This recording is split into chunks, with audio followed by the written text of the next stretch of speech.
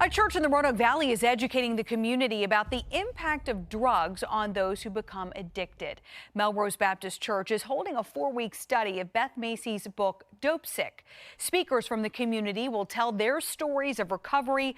Associate Pastor Brenda Rowe says their hope is to inform people about the dangers of drugs on young people here in the Valley.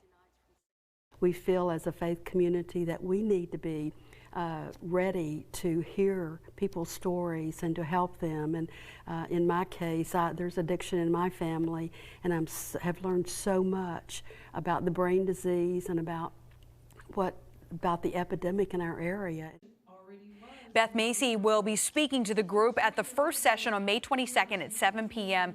Every session is free and open to the public.